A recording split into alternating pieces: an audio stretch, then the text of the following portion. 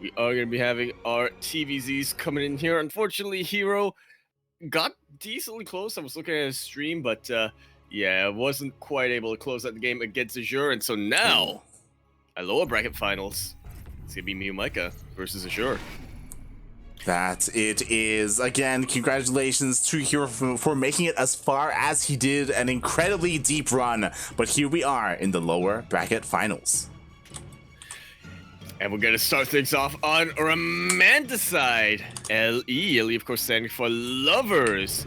Equestrian. Lovers Equestrian. That's when you're like horse jockeys, right? Something along those lines. Here in the top left-hand corner map, spawning in the top left-hand corner of the map, we have the red Zerg player coming down from the land of Vietnam. Saigon, apparently. He is going to be representing Intensity Sports. We have MeomaikA.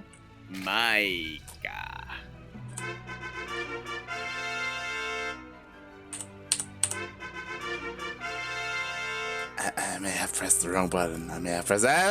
spawning in the bottom right-hand corner of Romanticide LE, we have the Australian Terran player. He is blue, finally, representing his true colors, also representing his team, Legacy Esports. It is Azure.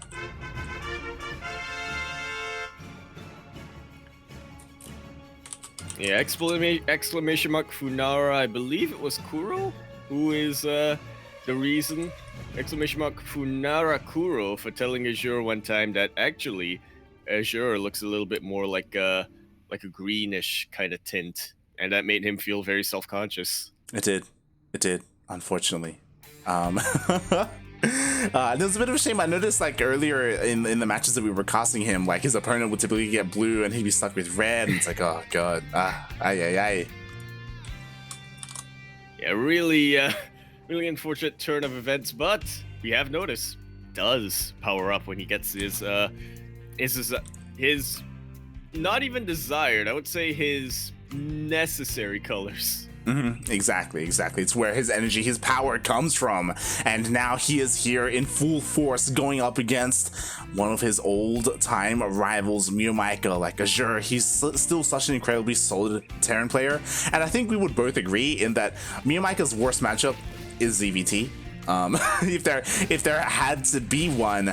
And he has a pretty interesting way at approaching this matchup. Uh-oh. Absolutely does, but I will be interested to see how MeomaikA's ZvT has evolved. I feel like particularly in around the end of last year in 2020, MeomaikA was definitely relying on coming up with builds that would surprise his Terran opponents, stuff that, they wouldn't be expecting and would kind of blindside them. That's why we saw players like Seether and Razorblader, they may have lost to him in DreamHack Autumn. But because they had time to prepare, by the time DreamHack Winter came around, he was not a threat to them. Exactly. It's one of those things where MeomaikA had some really strange and unorthodox builds, but at some point he got figured out, right? Like the Terran players, they kind of realized what he was going for, and were able to adapt. But in saying that, like, it's not like MeomaikA's been doing the same thing for a year. Like, he has come up with his own different styles, his own different spin on things. And we'll see what that is here in game number 1, because he is going straight into that lair. Is this Dark-esque, Light, in your opinion? Oh, maybe. Is being thrown down. Yeah, Roach Warren is being thrown down, looking to be, I imagine, aggressive with roaches. And we'll see what he can accomplish with this. I imagine this is just for roach speed, question mark? He's not going to go for something like a Nidus, right? This early. Well... yeah, maybe not against Azure. He does consistently make that Viking. So it's going to be a lot harder for him to try to get his Nidus up. And if he did, then he'll have to go into a bit more of a inefficient location, like maybe outside a natural base, which on Romanticide is a lot easier to defend. Definitely, definitely. And we do see that, yes, the lair was just for Roach speed, so he's going for a more Roach heavy composition. MeomaikA is a player that is known for being incredibly aggressive and not so much macro focused. So we do see that there are no workers whatsoever here at the third base. Instead, he's spending all of his lava on those Roaches, and he's already going across the map. Trying to get whatever he can done. Pushing out Roaches this early, I mean, it's not exactly a rush, but to be fair, Azure not entirely prepared for it. Getting the tech lab on his factory. Interesting. I don't know if you saw this, but to begin with, I'm pretty sure Azure was going for a Banshee, wasn't he? And researching Cloak. He was. Yeah, instead, he opted to cancel everything, kind of switch gears, and he's prioritizing a tank instead. Which is definitely understandable. You want to have that splash damage and that longer range. Banshees are a nice mobile unit that can do very well against Roaches, but they don't have that much damage done. And when you have this many Roaches out, you really want that tank. It's a little bit too late, it seems. Exactly, the Roaches are already in the natural. The tank will come out, so he will be able to secure himself in his main base, but now there is zero mining happening down there. It even denies or delays the third base. That is painful if you're a Terran player right now. Even getting a little bit of friendly fire, getting splash onto the SCVs. And Azure's not dead. He definitely has a very secure location here on the high ground, but suffice to say, this is quite the economic disadvantage. Exactly. 10 SCVs. Especially if this third base goes down. He's trying to finish it as quickly as possible. It's so close to being done, and as soon as it is done, he can always lift it. Ooh, there we go. He's probably gonna try to land a Viking. It's so dangerous. And every time he uses these SCVs to buffer, I mean, he's taking a little bit more splash damage. Oh, that he is. And it looks like all these SCVs will be going down. The Roaches are trying to get on top of the tank. The tank is on top of the depot. I don't think he can lift it, but it doesn't quite matter here. That's about the end of the first wave, and the first wave is always the scariest when it comes to Roaches. Azure should be able to survive the next couple of Roach waves, and your question then is, where does he go from there? That is the real question, right? 26 SCVs went down. Thankfully, he does have 3 CCs, so he can pump out 3 workers at a time. He does have access to potentially 3 mules if he does turn his CC into an orbital. But again, like, he's stuck on one base, and MeomaikA, he's free to actually drone up. This is exactly entirely what he wants right now. Just couldn't keep up the pressure. I mean, I was gonna say he doesn't need to push in, but it is MeomaikA we're talking about. He's gonna try to anyway, regardless. Oh, we do see the very good battles. Yeah, they land on both units. Exactly. Unfortunately, they were stacked one on top of the other, and it looks like the Liberator and the tank do go down. Thankfully, there is a tank on the high ground, 2 tanks even, so this shouldn't deal too much more. Yeah, MeomaikA only noticing the high ground tanks at the last minute, so as you said, not a lot left here for MeomaikA to continue to pressure. The decent amount of damage he was able to get done with that second wave. I think the first wave was really the juiciest part for him. Look at that worker supply difference, like. 63 workers to the 26 of Azure. But to be fair, Azure does have mules, and we do see 3 being thrown down at a time. But MeomaikA is taking his 4th. Not just that, he is kind of switching gears and then going straight into mutas. He's pulling a Demi. That he is. He's in honor of his birthday. In honor of his birthday. Happy birthday, Demi. MeomaikA, he's doing this for you. Going into Lings and Mutalist. No Banelings whatsoever.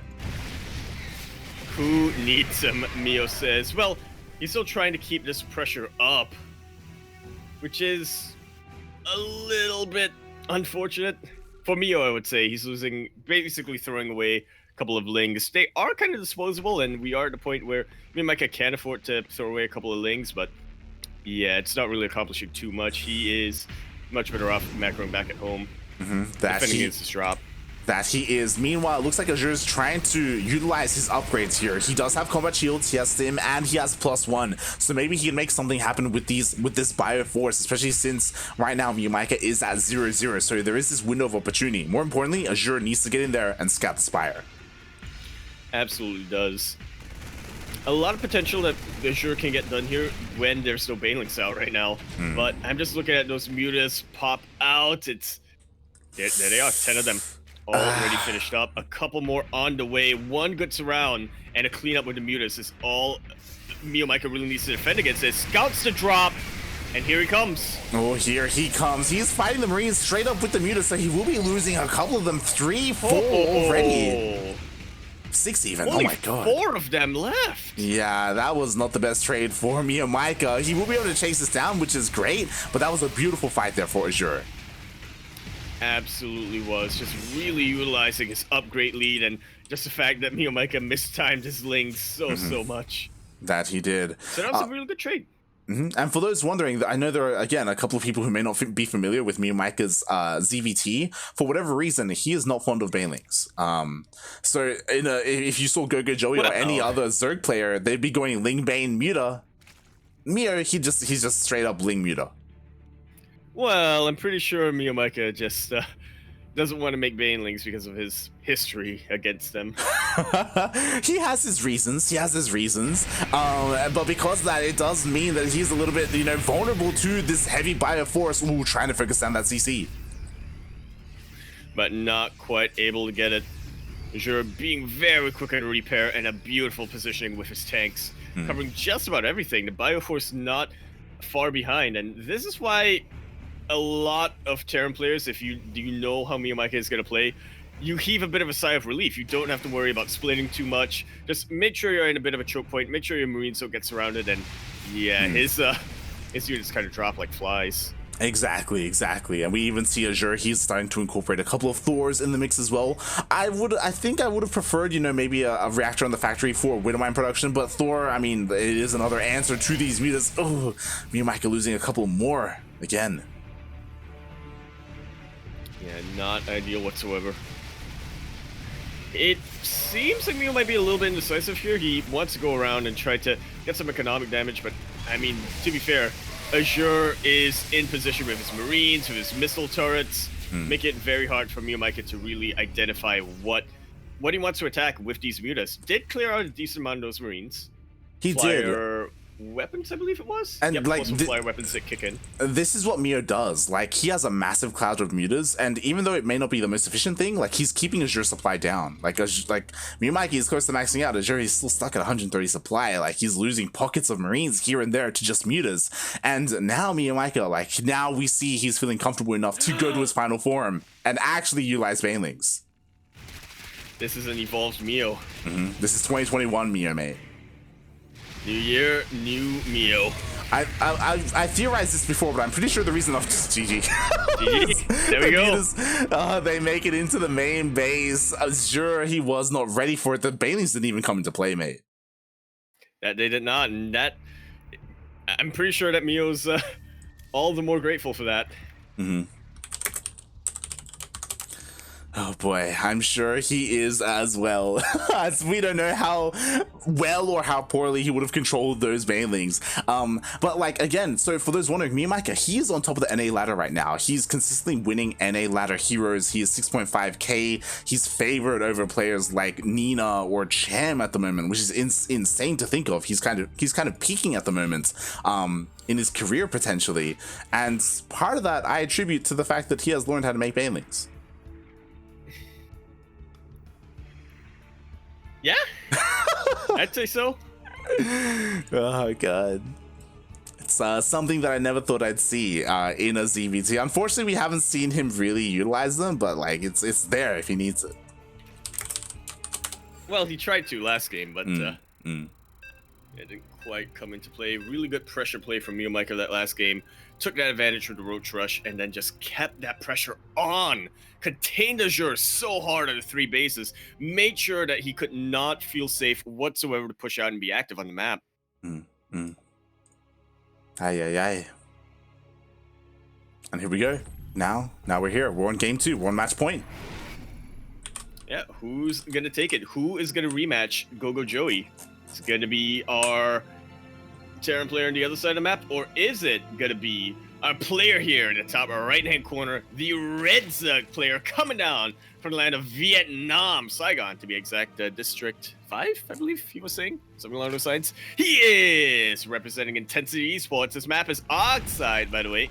We're all oxidizing and breathing. He is MeomaikA.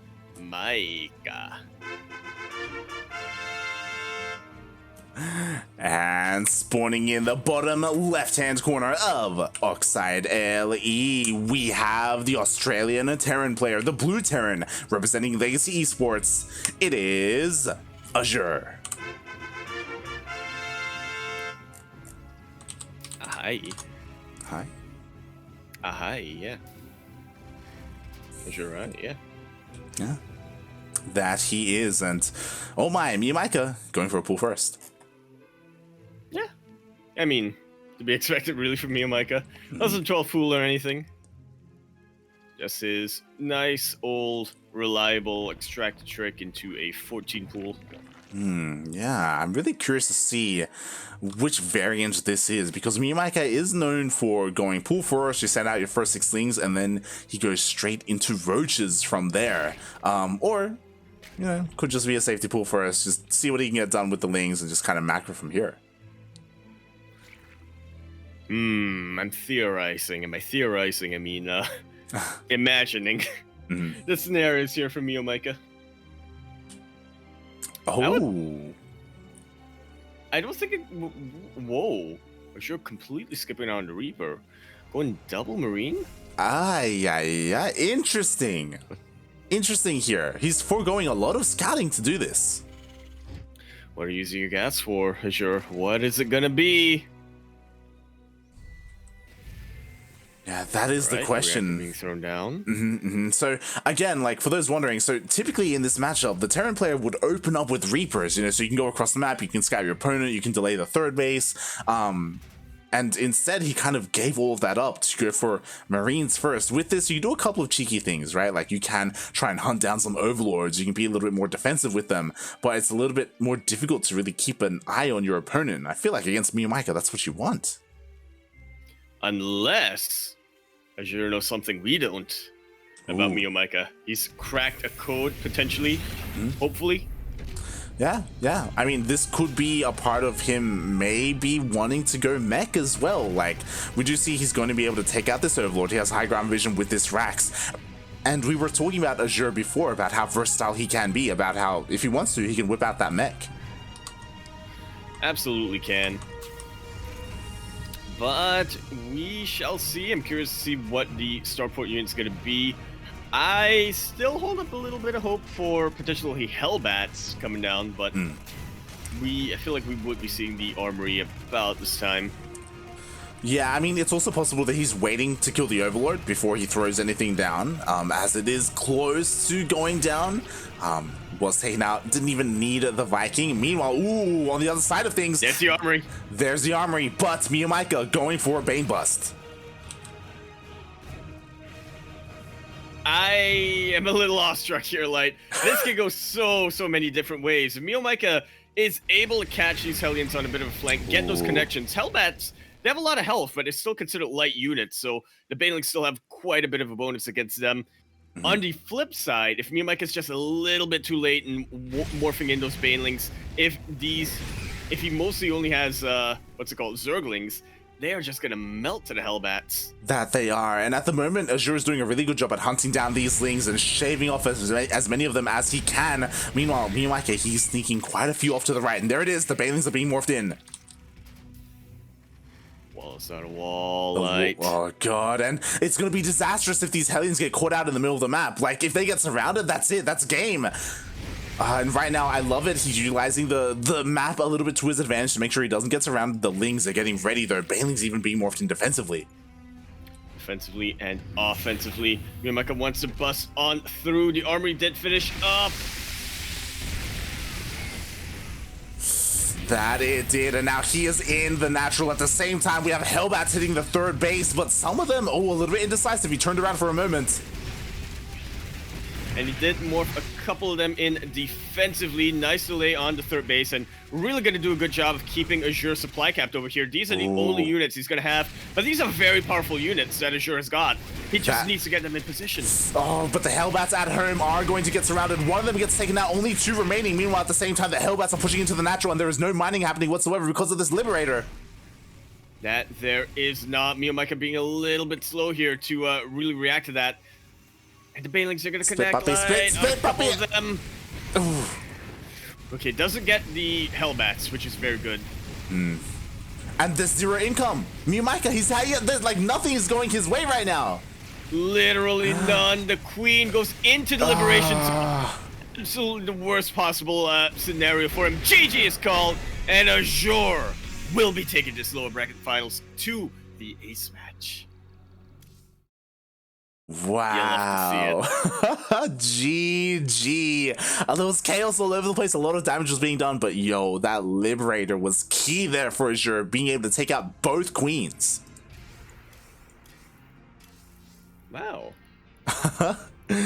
Oh my god, and there just wasn't enough at home to defend for MeomaikA. MeomaikA, he was morphing in a couple of banelings, but it was not enough to deal with the Hellbats of Azure. Azure, he was able to split them well enough as well, just so that surface area, that AoE damage wasn't as efficient for MeomaikA, and beautifully done there by Azure, being able to tie up the series. Very decisive choice there to make with the Hellbats. Oof, yeah, definitely, and we'll see what happens here in the ace match, because this is terrifying, I guess, for both players, depending on what stage of the game we are in, as we are loading in to Submarine. LE. LE. That LE submarine, that LE submarine. Oh boy, and this map can swing in either player's favor. In the early game, it is quite Zerg favored. In the mid game, it is quite Terran favored. But again, the Terran has to get there. And against MeomaikA, against this Zerg, my god. It's definitely questionable. As we conclude this lower bracket finals on the ace match, taking place here on Submarine LE, the LE Submarine. The LE Submarine, the winner of this, is going to go off to face Gogo Joey in that rematch. Who's it going to be like? Is it going to be a red Zerg player spawning in the bottom right-hand corner map, spawning all the way in the bottom right-hand corner? Is coming down from Vietnam, Saigon District 5, I believe is what he said, something along those lines. He is going to be representing Intensity Sports. Give it up for MeomaikA.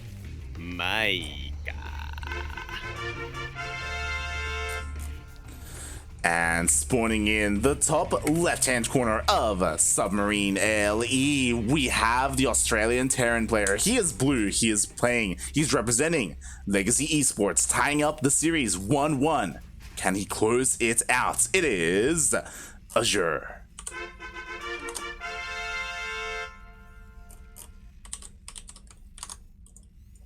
Either way, any of these players going up to face Gogo Joey, that is hype. Exactly. Regardless, it would be a rematch, as Gogo Joey has faced and taken down both of these players. And then you only have to worry about, trying to win 2 games there. I mean, I think Kuro was mentioning earlier on, we have seen in the past, it was a little bit of a pattern. Gogo Joey would take out MeomaikA if they faced before the finals, but if they faced in that best of 5, MeomaikA generally pulled up ahead. Yeah, it was a bit of a trend that we noticed. I believe it was around the middle of 2020, where they would go back and forth in series, and oh my god. Just about going to be missing the scout. Azure did not skip the Reaper this time. He's starting to go. He's going to be able to go in. Would it be too late on a map like Submarine? I somehow doubt it. There's still plenty of time for Azure to be able to defend. He's going to get his factory out. Hasn't really made a tech decision yet.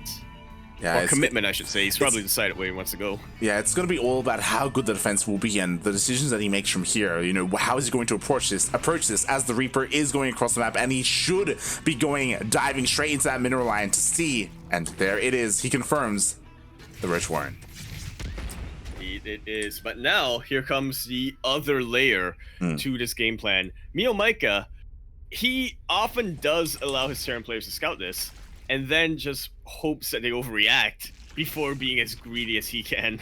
Exactly. That's the thing. That's why Azure, and the thing is, he knows this because he has been bamboozled in the past, and he's going behind the mineral line. He's seeing, and he sees that drones are being made. Yeah, wants to be absolutely 110% sure of what he's seeing. Yeah, he's fallen to MeomaikA's tricks in the past, and as a result, he is making his CC on the high ground. He's throwing down a bunker, so he's still playing this relatively safe. But because he confirmed the drones being produced from MeomaikA, he knows that and he even confirms the third attempting to be taken, so he should be fine to just expand and play this out. Very good scouting play coming out from Azure. As you said, you can't quite fool him twice. Ooh, but it looks like MeomaikA will get a third up and running. It was able to slip past, just barely slip past that Reaper. And again, like an early 2020 Azure would still be at home, like committing to a defense and throwing down like a second bunker or something, But enough time has passed. These players are familiar enough with each other where Azure, he knows that he needs to confirm things, and because of that, he was able to make sure that he didn't overreact in any way, shape, and form, and stay in this. Yeah, the bunker did finish up, but not producing any barracks units, which you don't really want to do as a Terran player at this phase. You really want to be investing your minerals and your supply into your harass, right? Into your factory Hellions and into your either Liberator or Banshees here. Oh my, and the Hellions, they snuck past the Roaches. Ooh, but the Lings are ready and waiting to catch them. With the Roaches shortly or closely behind. Oh boy, and MeomaikA is looking to push out across the map. What is there to defend here?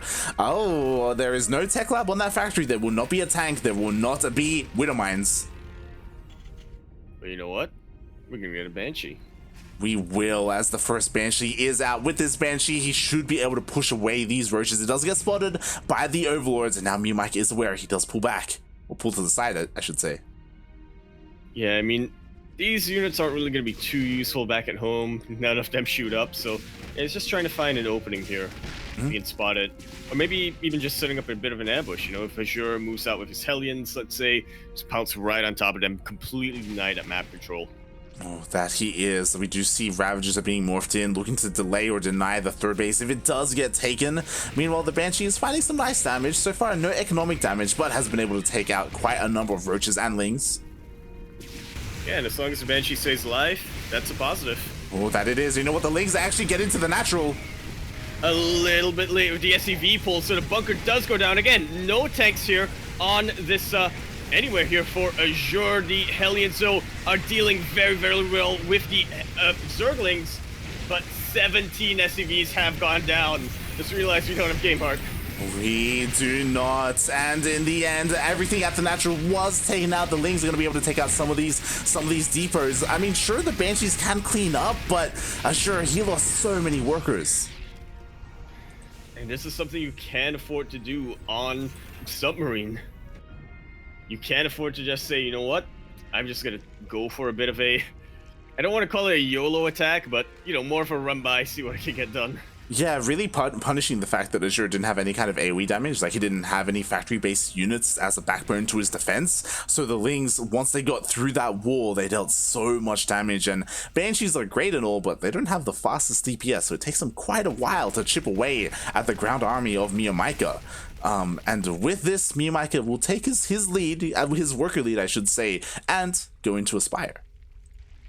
Yeah, finally going to start saturating that third base. Once again, opting for the Demi style in Hizana. That he is, and once again, the onus is on Azure to attempt to scout this. His scouting in the early game was impeccable, but he can't let up. He needs to make sure he gets in there once again, whether it's with Banshees, checking the bases, diving into the mineral lines, or with a kind of scan. He's now starting to push out with the Banshees once again, but I feel like Azure is focusing a lot more on trying to get drone damage, which I can't entirely blame him. He lost 19 SCVs, was it 18 SCVs? He wants to equalize that economic damage that was dealt, but because of that, isn't quite going to be able to catch that Spire for the time being. Exactly, and especially since he was trying to angle in through the third base, like there are Queens and Spores here, so they do push the Banshees away, not allowing them access to that natural mineral line. Once again, the Queen's just doing such a good job of keeping these Banshees out. Azure has no vision on the other side of the map. Yeah, none whatsoever. I'm honestly a little bit surprised we don't see a scan. Maybe he feels relatively safe, but the mutas are already out, and they're slowly getting higher and higher in number. It's either he feels like he's safe, or he feels like he can't afford to not mule. He is quite a ways behind in the worker count. That he is, and now the mutas, they will reveal themselves. They do dive in, they chip away at that third base. The tank is exposed, they could go down. Oh, instead he opts to go for the mineral line. And we'll get a little bit of damage here. Very quick SCV pull coming out from Azure over here. And pretty soon we're about to get to do or die, I feel. Oh god, that we are, as a handful, 4 more SCVs do go down. Sorry, 3 more, and 2 tanks as well, forcing Azure to stay at home. Which is not at all what he wanted. 1-1 is about to finish up, and that really is the timing Azure can take as much advantage as possible of to just go across the map and cause a heck of a lot of damage. Once again, MeomaikA delaying his Banelings. Oh, that he is, but they are still on the way. The Baneling Nest is done. Baneling speed is on the way. To be fair, like, Azure does have a pretty decent amount of Marines, so maybe there's a timing where he can go across the map and attack, but he's kind of stuck at home defending against the mutas. Exactly. I feel like the time is right now. It's 1-1 just about finished up. He has his combat shields. He has a pretty healthy tank count. 2 of them, which, I mean, when you don't have any Banelings to worry about, 2 tanks are brilliant. That they are, but he's giving MeomaikA enough time for MeomaikA to finish up his Banelings. Baneling speed is now almost halfway done, and Azure still, there's no sign of him pushing out across the map, still trying to keep up with these mutas. Very much trapped back at home. It cannot be understated how much time MeomaikA is buying here. Oh, that he is, as Azure was trying to trap those mutas, and he did a decent job at it, but MeomaikA was able to slip past. Now looking to rotate around to his natural base. Another missile turret is being thrown up, but it's not done in time. Killed, not cancelled. That is how much instant damage that many mutalists have. Oh boy, and this is getting scary because Baneling speed, it's finishing. That window that you were talking about, it's closed. Very much is. So now Azure, he's gonna have to hang back for even longer, try to get to the next phase, maybe get 2-2, or try to get some key units out, like these stores. Definitely nice to see, but yeah, in this time, while Azure is building up for round 2, so is MeomaikA. His economy has been untouched this entire time. He doesn't quite have as many workers as I would say is ideal for Zerg at this point, but he's still really fine economically. Yeah, like, MeomaikA hasn't lost any workers, it's just that he hasn't made workers. That's that's what's keeping MeomaikA down at the moment. So because of that, his like, only weakness. Yeah, himself. like, economically they're pretty even at the moment, all things considered, but when it comes to the main army, it does feel like MeomaikA is ahead, even feeling confident enough to go toe-to-toe with these Marines.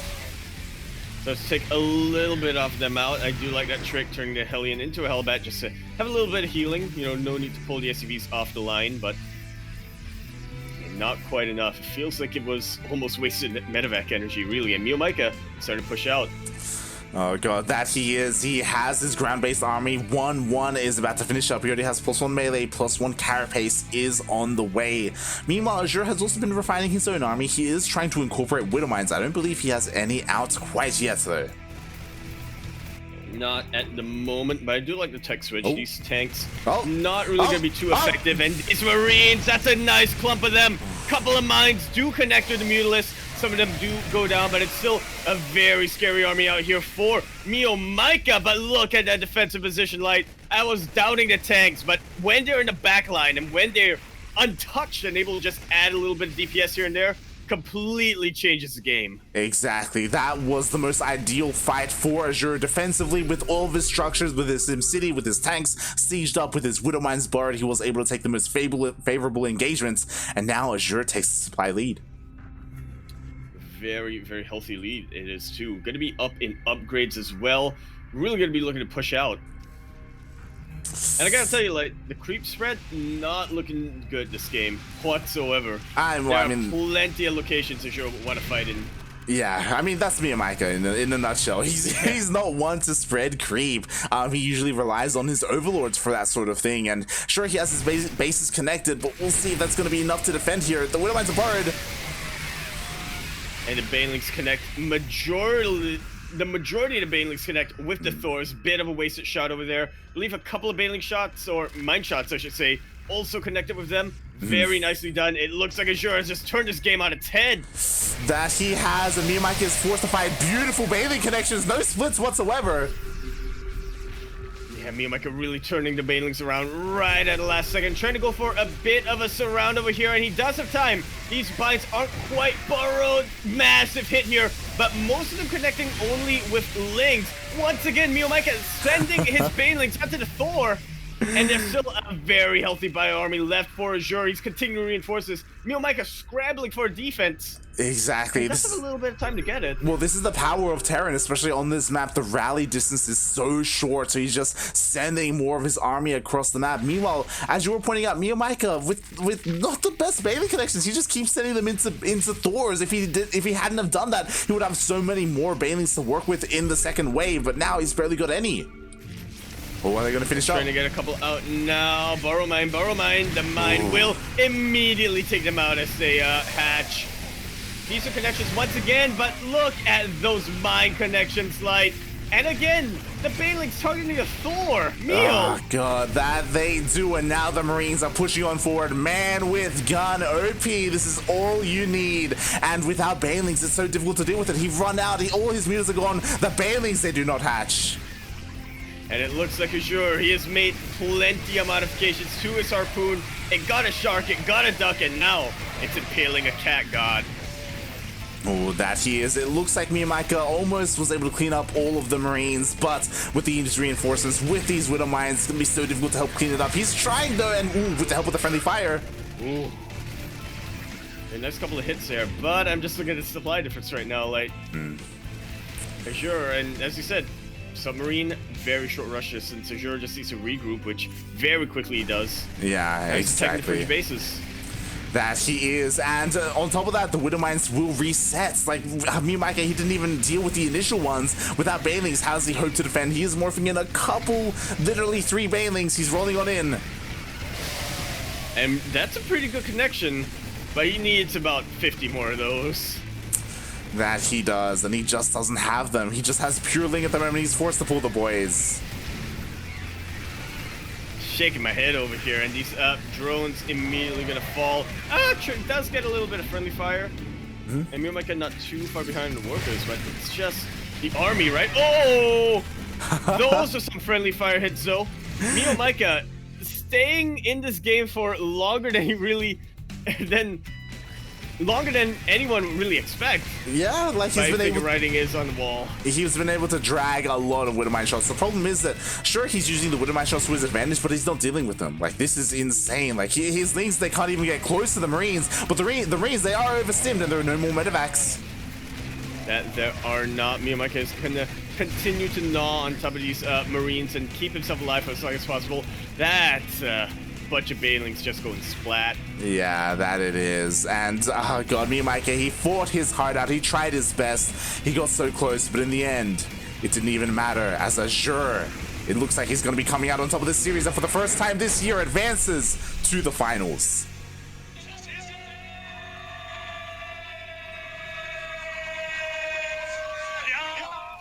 Meo has been dethroned.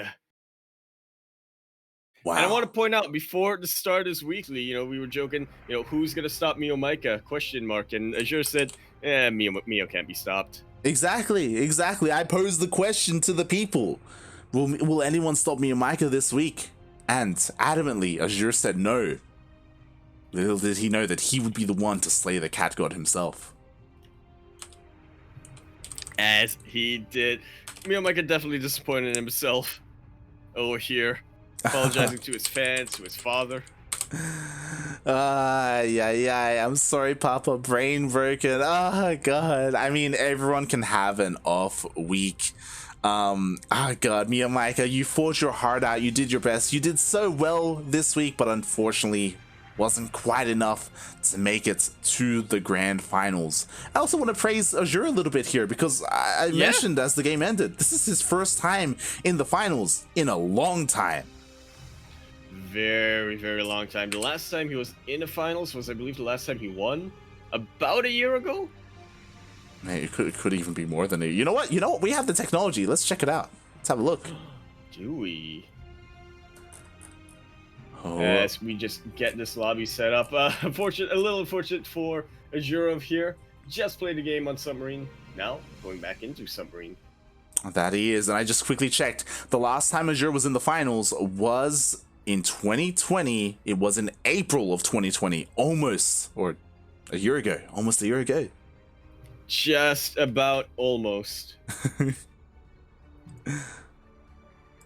Oh boy, as we are getting ready for the grand finals. But before we get too ahead of ourselves, we will go on a bit of a 5-minute break. I forgot about that. We will be going on a 5-minute break, so it will allow our players to rest up a little bit, and then we will get into the swing of things. So stay with us. Enjoy the duct tape. We'll be back in 5 minutes.